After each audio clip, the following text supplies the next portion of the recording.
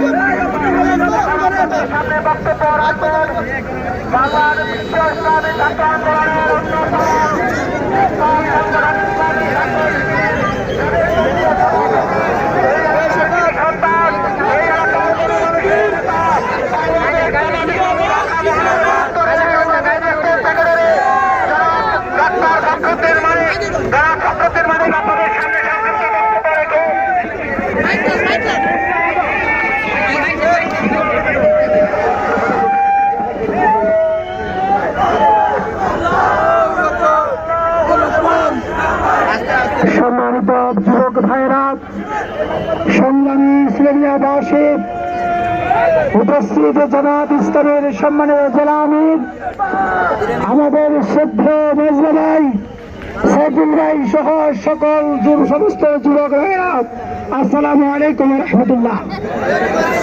আমরা যুব সমাবেশ এবং গণমিছিলের মাধ্যমে আমাদের আজকের কর্মসূচি শেষ করছি, কিন্তু আমাদের এটি কোনো চূড়ান্ত সমাপ্তি নয়।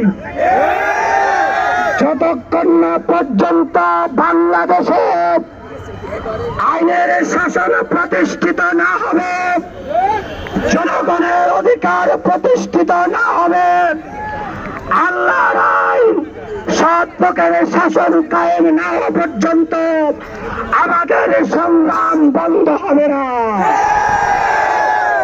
আমরা আজকে শপথ নিচ্ছি বাংলাদেশের জনমানুষের কল্যাণে তাদের অধিকারকে ফিরিয়ে দেওয়ার জন্য, বাংলাদেশের স্বাধীনতা সার্বভৌমত্ব রক্ষা করার জন্য, আমাদের যুবকদের জন্য নিরাপদ বাংলাদেশ গড়ে তোলার জন্য, আমাদের মা এবং বোনেদের জন্য একটি সম্মান মর্যাদার বাংলাদেশ গড়ে তোলার জন্য আমরা রাজপথে আপোষহীন সংগ্রাম চালিয়ে যাব।